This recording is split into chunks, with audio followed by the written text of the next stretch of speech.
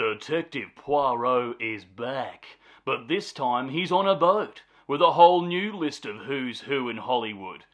Conveniently, a murder has taken place, and Poirot can put his skills to the test. Lift the anchor and travel down river with a bunch of rich assholes in Death on the Nile. Hello there, you loose units, and welcome back to another episode of Spicy Boy Reviews. I'm, of course, your host, Andrew Iles. Yes, here we are. Death on the Nile is obviously a sequel to the 2017 film Murder on the Orient Express, which is obviously based on the first Agatha Christie book, and this one being based on the second. Now, I don't know if Kenneth Branagh is going to adapt all the Agatha Christie novels, but there is 33 of them, so get cracking, Kenny boy. Obviously directed and starring Kenneth Branagh himself playing the title role of Poirot. Although he seems a little quirky and there's a couple little jokes here and there, you know, with his OCD and putting his foot into certain situations, it didn't seem as lighthearted as the start of the first film, and this one was a bit more in serious tone.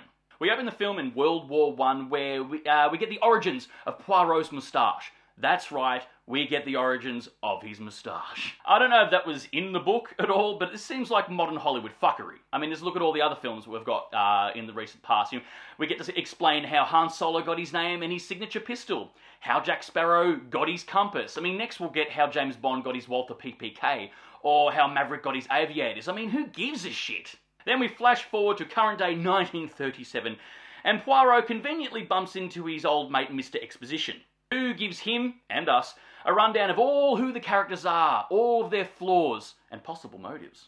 If you thought Kenneth Branagh used up all his famous mates in the first film, well, think again, because he's digging deeper into his toy box, casting pretty much everyone who's kicking around in Hollywood these days. We discover that Wonder Woman is super duper rich and recently been married to Cannibal Lecter Armie Hammer. Much to the disappointment of Armie's recently ex-fiancée, Spicy Woman here, played by not Margot Robbie. And she goes full-blown stage 3 Klingon and follows the newlywed couple all around Egypt on their honeymoon.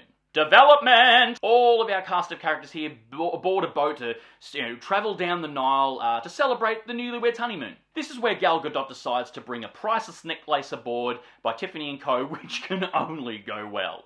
Plot device! Then the film goes on for quite a while, a bit of building and building. I mean, you could put it down to character development, I suppose, but honestly, these characters are pretty stock standard. I mean, that's not a diss or anything, it's just went on for quite a bit. We want to get to the mystery/detective story as soon as possible. I mean, that's what we're all here for, really. Then, finally, there has been a murder.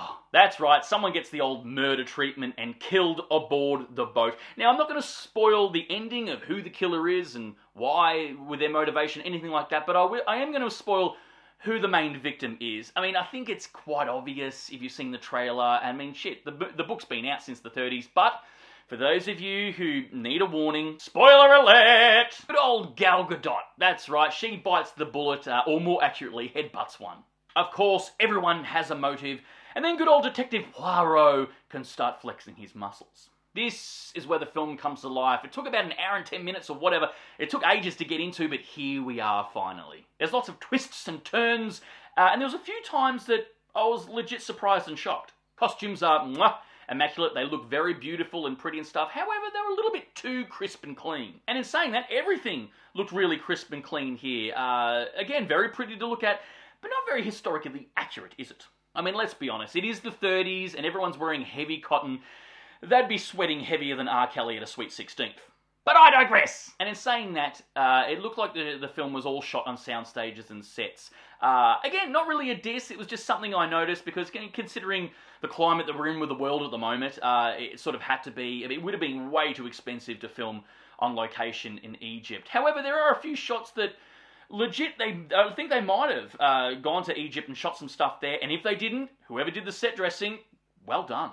There is fair use of CGI here and a lot of epic sweeping shots and stuff. It almost seemed like the film was attempting to make it seem more grand and epic than the source material could provide. But however, I do like this era, especially in Egypt, like 20s, 30s and 40s. It gives you sort of an Indiana Jones / The Mummy vibe, giving you a sense of adventure. The script was really tight too, it was good. There was a few cracking lines in there as well. I've never read the books, but I could have sworn there was a couple of moments I'm like, that seemed like it was pulled straight out of an Agatha Christie novel. And it made my eyebrows raise and go, that was a good one. It's good to see Kenneth Branagh casting the role correctly, because honestly, I think everyone is pretty well cast here, and he's not using current day politics to make his decisions for him. For instance, you've got Armie Hammer here, who's landed on the Hollywood chopping block. You know, he got into a bit of hot water with his meaty fetish and some questionable behaviour, so cancelled! And then we have Letitia Wright here, who's reportedly been booted from the Black Panther 2 set because she doesn't want a particular injection that's making the rounds around the world at the moment. So, cancelled! But Kenneth Branagh don't play like that. No. Modern Hollywood politics be damned. He casts whoever he thinks is right for the role, and everyone can eat a dick. No, Armie Hammer, that's a figure of speech, mate. Settle down. Like I said, I'm not going to spoil the ending or who the killer is. However, it was spoiled for me in real time, in 4K, about an hour before the end. There was this little old lady who was sitting one seat away from me, and she turns to her daughter and says, "Oh, I know who the killer is. It's this person, 'cause I've read the books."